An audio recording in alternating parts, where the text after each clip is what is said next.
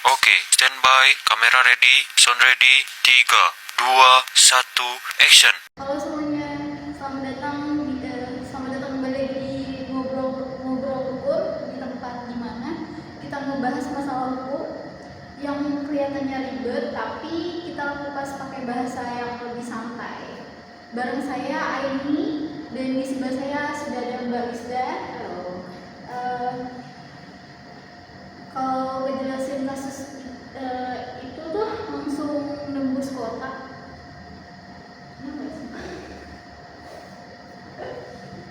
Udah sampai aku aja juga tadi ya. Beda aja. Halo juga untuk semua pendengar setia ngobrol hukum dimanapun kalian berada, entah yang lagi dengerin sambil rebahan, kalau yang lagi di jalan, lagi pura-pura kerja di kantor. Hari ini topik kita seru banget dan agak berbobot ya ini. Ya teman-teman mendengar, hari ini kita sengaja angkat kasus ini bukan ngegosip atau menghakimi siapa yang salah ya, tapi kita mau pakai kasus ini sebagai contoh nyata buat belajar materi sistem hukum. Dan Mbak Rizda, orang-orang sering mikir hukum itu cuma pasal-pasal kaku di buku tebal, padahal aslinya nggak gitu kan? Benar banget, ini hukum itu sebuah sistem yang bergerak dan hidup. Nah, biar gampang dipahami sama orang awam, ada ahli hukum namanya Lawrence Friedman. Dia bilang sistem hukum itu punya 3 bagian utama. Nah, kamu kemarin sempat bikin perumpamaan. Nah, buat teman-teman yang malas banget ngehafalin atau istilah hukum, kita bisa bayangin aja kayak sistem hukum itu kayak permainan kayak pertandingan sepak bola. Struktur hukumnya kita bisa dari wasit dan panitia pertandingan. Mereka kan orang-orang yang bermain atau mastiin gamenya tetap jalan. Itu kita bisa bayangin itu polisi.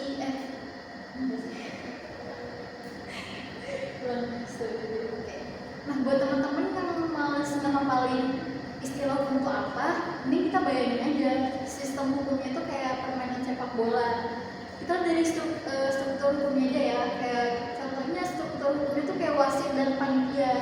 Kita ngebayangin yang mastiin gamenya berjalan itu seperti polisi, jaksa, dan hukum. Nah, substansi hukumnya itu kita bisa lihat dari buku aturan mainnya, apa yang boleh dan apa yang tidak boleh, apa pelanggaran apa yang boleh buat yang berupa kartu kuning dan kartu merah. Itu bentuknya kayak undang-undang dan peraturan pemerintah. Nah, kultur hukumnya itu kita lihat dari kelakuan pemain dan supporter, bagaimana penonton bereaksi, apakah puas atau tidak. Itu kayak kita balik ke masyarakatnya, mereka puaskah atau tidak. Gimana Mbak Rizda? Masuk akal apa akal kah apa Masuk akal banget sih ya, malah gampang nempel di kepala. Nah, sepanjang obrolan kita 20 menit ke depan, kita bakal preteli kasus kelompok ini pakai 3 sudut pandang, yaitu dari si wasit, aturan main, dan reaksi supporter.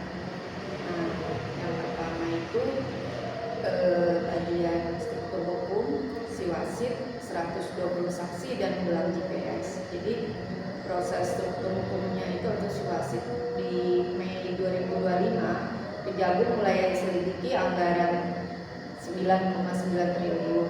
Terus Juni sampai Agustus 2025 periksa 120 saksi. 4 September 2025 Nadiem resmi jadi tersangka kelima. Terus masa sidang itu ada status tahanan ditambah gelang pelacak elektronik. Oke. Kita beda bagian pertama aja sih, struktur hukumnya alias wasit. Menurut dari kita lihat sendiri kan di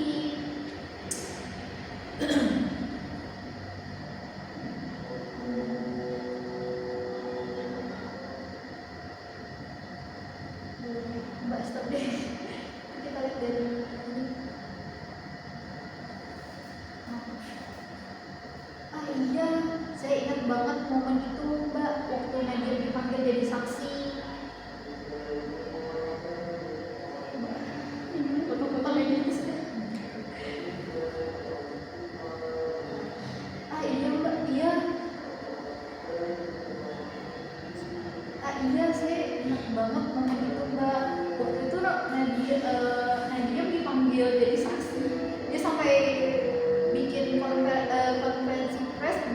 besar didampingi pengacara top. Di situ dia bilang kalau dia bakal kooperatif dan mendukung penuh proses hukum sebagai warga negara yang taat.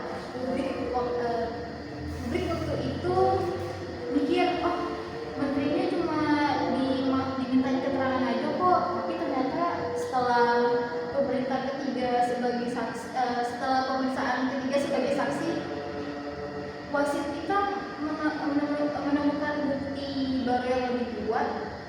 Tepat pada tanggal 4 September 2025, status Nadiem dinaikkan dari saksi menjadi tersangka kelima. Di sini kita lihat kalau struktur hukum kita itu kerjanya berjenjang, hati-hati tapi tetap maju. Terus kalau nemu bukti baru. Betul sekali. Nah, ada satu yang menarik perhatian masyarakat soal kerja struktur hukum kita itu, yaitu soal status penahanan. Banyak orang yang nanya, kok Nadiem nggak langsung dijeblosin ke sel rutan kayak tahanan lain sih? Kok bisa di rumah? Nah, coba ini jelasin secara aturan dasarnya itu gimana? Nah, ini yang mau dibahas nih, karena kita perlu edukasi sih ke teman-teman semua. Dalam hukum secara pidana kita penahanan itu agak lulus harus di dalam sel penjara yang sempit. Ada yang namanya pengalihan jenis penahanan karena alasan tertentu. Misalnya kesehatan tuh kayak kubu Nadiem ini mengajukan surat resmi ke hukum karena kondisi kesehatannya terganggu, akhirnya dikabulkan status tahanan rumah. Tapi jangan dikira dia bisa santai-santai ya, kayak kakinya dipasang gelang detektor elektronik yang warna hitam tuh.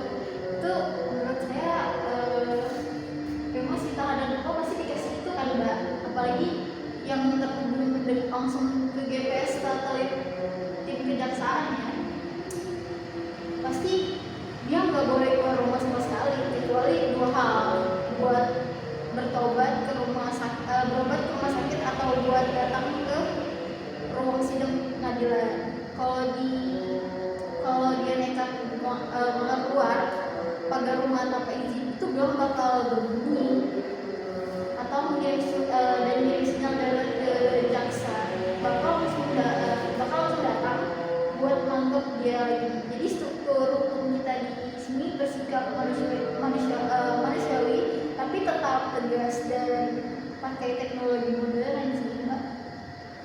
Terus ada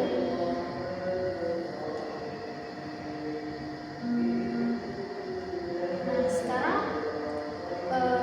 kita pindah ke bagian kedua aja dari sistem hukum ke subsidi hukum, alias aturan main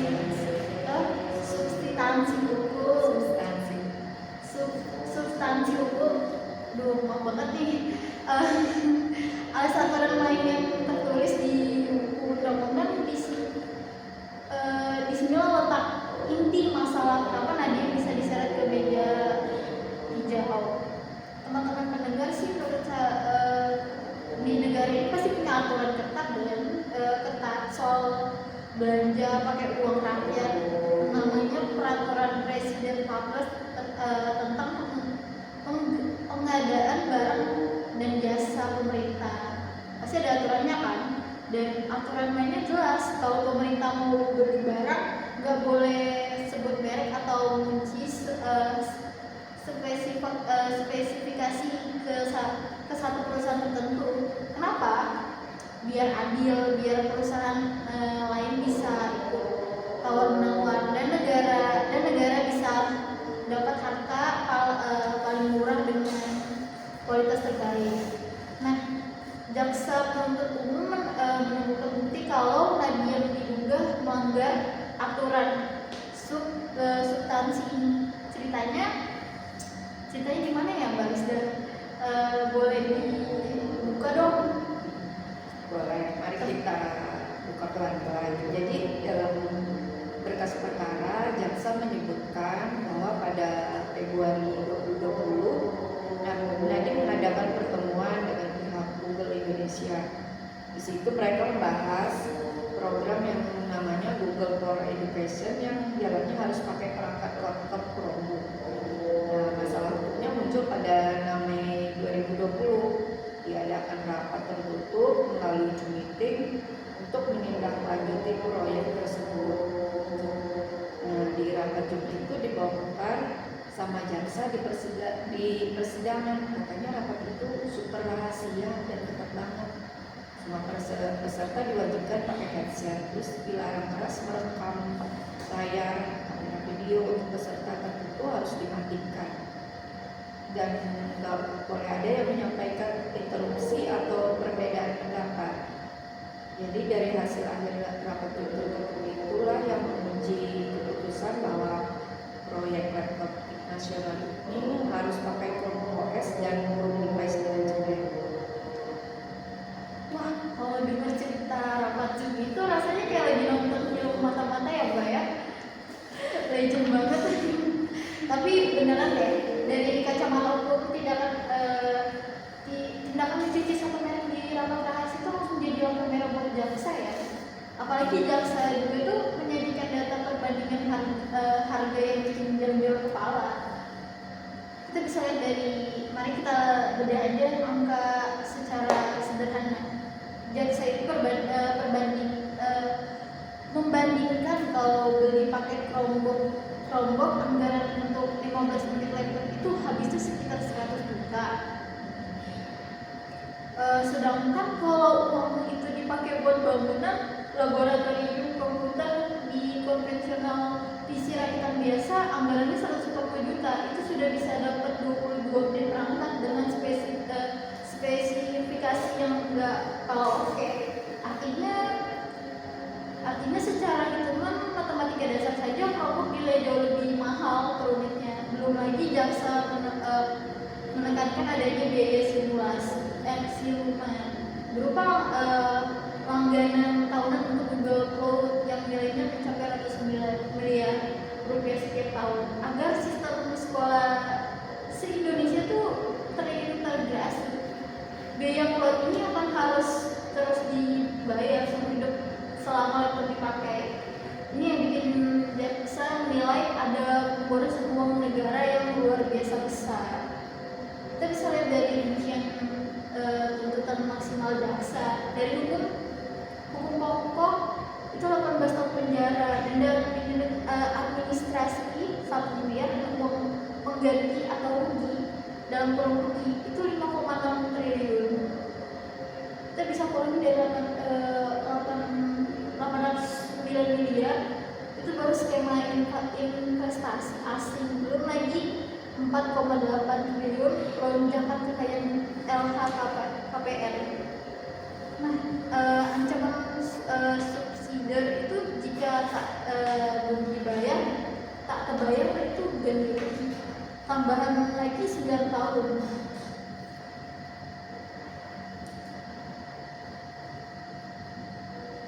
Iya betul, jadi substansi dakwaannya itu nggak cukup soal pilih merek laptop, tapi merembet ke masalah kerugian keuangan negara dan dugaan korupsi kerap putih alias laundering. Jaksa juga memasukkan poin yang sangat berat dalam substansi tuntutannya, yaitu soal aliran dana. Jaksa menduga ada uang sekitar 809 miliar yang berputar masuk ke salah satu perusahaan teknologi raksasa dalam negeri yang dulu didirikan oleh Nadiem. Jadi melalui perubahan skema investasi dari domestik menjadi investasi asing. Terus jaksa juga melampirkan bukti LHKPN atau laporan harta kekayaan penyelenggara negara yang memperlihatkan kalau kekayaan pribadi Nadiem melonjak drastis sampai 4,8 triliun di tahun 2022. Gabungan dua angka ini 809 miliar ditambah 4,8 triliun dibulatkan jaksa menjadi tuntutan uang pengganti sebesar 5,6 triliun. Makanya hukuman yang diminta jaksa nggak main-main. 18 tahun penjara tambah denda 1 miliar. Bahkan kalau uang ganti rugi 5,6 triliun itu nggak bisa dibayar, setelah putusan inkrah, Nadiem harus menggantinya dengan hukuman kurungan tambahan selama 9 tahun. Jadi total jenderal itu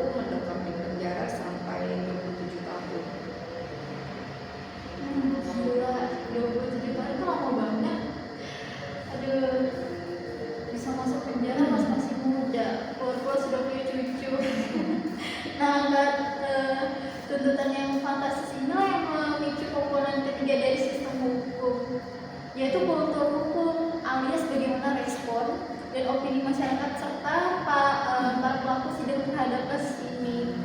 Disinilah perang narasi dimulai. Pendengar kultur hukum di Indonesia langsung terbelah jadi dua kubu besar. Kita lihat dulu dari sisi Nadiem dan tim hukumnya. Mereka kaget banget dan langsung menyerang balik tuntutan jaksa dalam sidang berikut kemarin.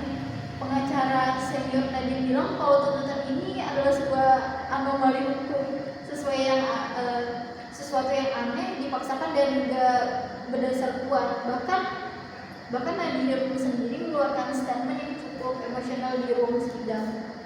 Dia bilang kalau tuntutan 18 tahun penjara buat dia itu terasa sangat brutal, bahkan lebih kejam daripada hukuman buat pelaku pembunuhan berencana, gelombang narkoba internasional atau pelaku terorisme. Kubu Nadiem merasa itu dicurangi karena menurut mereka jaksa gagal total membuktikan adanya mens rea atau niat jahat dari Nadiem untuk memperkaya diri sendiri secara langsung dari proyek laptop itu sendiri. Ya, ini jadi wajar banget kalau kubu terdakwa membela diri seperti itu, karena itu hak hukum mereka. Nadiem dalam dupliknya juga menyodorkan argumen kultur tandingan yang tak kalah kuat. Dia bawa data performa yang menunjukkan kalau laptop Chromebook yang dibagikan itu nggak mangkrak di gudang sekolah. Kata Nadiem, jutaan siswa dan guru di seluruh pelosok Indonesia memakai laptop itu setiap hari buat belajar, di tugas dan ujian nasional. Dia bahkan mengklaim kalau kebijakan digitalisasi ini justru sukses menghemat pengeluaran anggaran negara sebesar 3,9 triliun dibanding kalau pakai sistem lama yang serba kertas dan birokratis. Jadi di matanya dia itu bukan maling, melainkan seorang inovator yang lagi menjalankan perintah presiden untuk melakukan revolusi teknologi pendidikan. Tapi di sisi lain, Mbak Rizda, untuk hukum dari sisi jaksa penuntut umum juga punya sudut pandang yang tajam banget. Jaksa bilang kasus ini adalah contoh klasik dari white collar crime atau kejahatan kerah putih. Apa nih kejahatan kerah putih itu? Apa sih kejahatannya tuh? Kayak gampangnya nih, ini adalah korupsi yang dilakukan oleh orang-orang pintar, berpendidikan tinggi, punya jabatan terhormat dan pakai dasi rapi. Mereka nggak akan ketahuan menerima suap tunai dalam kardus mie instan atau transaksi di remang-remang parkiran mall. Cara main mereka harus banget lewat tanda tangan kebijakan, lewat rapat Zoom yang dikunci, lewat skema investasi saham luar negeri, dan semuanya dibungkus rapi pakai nama keren ya, keren kayak inovasi digital atau modernisasi pendidikan. Nah, jaksa tuh pengen nunjukin ke masyarakat kalau tipe korupsi begini tuh justru jauh lebih berbahaya daripada korupsi konvensional, karena dampaknya sistem merusak tatanan negara. Kita bisa lihat dari bentuk dua narasi di masyarakat. Narasi korban kriminalisasi putih atau kubu Nadiem Makarim, niatnya inovasi teknologi sekolah, laptop terbukti dipakai siswa, sukses, hemat anggaran 3,9 triliun dan tuntutan 18 tahun terlalu brutal. Kubu jaksa penuntut umum sengaja kunci merek demi Google, harga kemahalan atau boros code, ada lonjakan kekayaan wajar atau khianati hak anak pelosok. Dan sindiran jaksa yang paling nembus ke kultur masyarakat kita adalah pas mereka bilang soal realita di lapangan. Jaksa bilang gini di sidang, apa yang kita bangga-banggain bagi-bagi laptop canggih berbasis cloud internet tinggi, kalau faktanya di lapangan masih banyak anak-anak SD dan SMP di pelosok daerah yang membuat baca tulis pakai bahasa Indonesia aja belum lancar, belum sekolahnya aja masih ada yang mau roboh. Nah, kalimat Jaksel ini langsung menuju kultur diskusi yang ramai di media sosial. Netizen jadi ikutan berdebat, ada yang kasihan sama Nadiem karena merasa niat baik Menteri Muda dihancurkan oleh birokrasi kuno. Tapi banyak juga yang mendukung jaksa karena merasa anggaran triliunan itu mendingan dipakai buat benerin sekolah rusak dan naikin gaji guru honorer. Disinilah kita lihat kultur hukum itu bekerja, masyarakat ikut menilai dan mengawasi jalannya keadilan. Wah, dengar perdebatan dua kubu tadi rasanya memang sama-sama punya argumen yang kuat ya. Tapi teman-teman mendengar di sini pentingnya kita kembali ke aturan dasar sistem pendidikan kita. Di tengah penasarannya emosi supporter dan pemain di lapangan, kita harus ingat satu hal asas hukum yang paling suci, yaitu presumption of perduga tak bersalah. Selama hakim belum mengetok palu sidang, diputuskan akhir nanti, kita semua termasuk netizen di sosial media yang nggak boleh melebihi Nadiem sebagai seorang koruptor atau terpidana. Status kita sekarang masih terdakwa yang punya hak penuh untuk membela diri sampai tidak penghabisan. Tuntutan 18 tahun dari jaksa ini sifatnya baru proposal atau permohonan, bukan vonis mutlak yang punya kuasa penuh buat putusin siapa yang benar dan salah. Itu cuma majelis hukum yang berdasarkan bukti yang sah.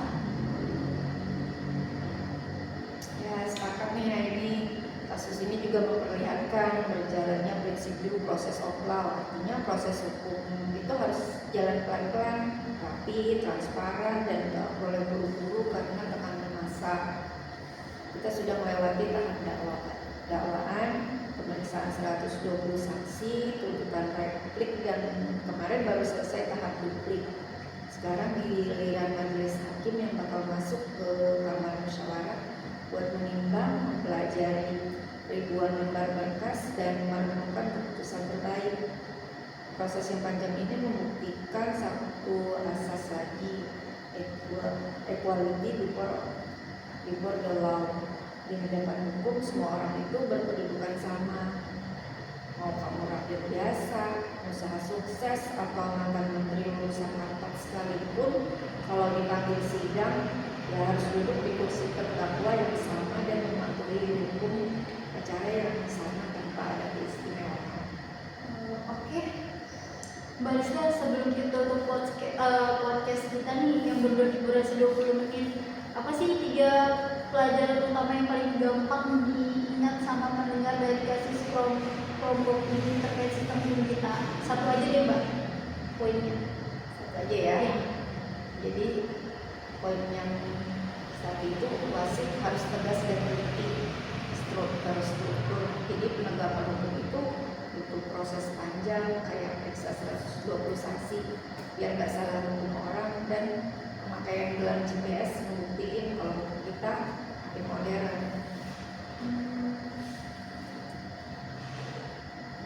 Itu aja kan? Ya. Baik, terima kasih. Mungkin hari ini kita tutup dulu podcastnya karena sudah lebih dari 20 menit. Jadi kita mengucapkan terima kasih buat para pendengar yang mendengar podcast kita hari ini. Jadi selamat mendengar sih. Saya tutup, saya Zura ini dan Saya Misda Piliana.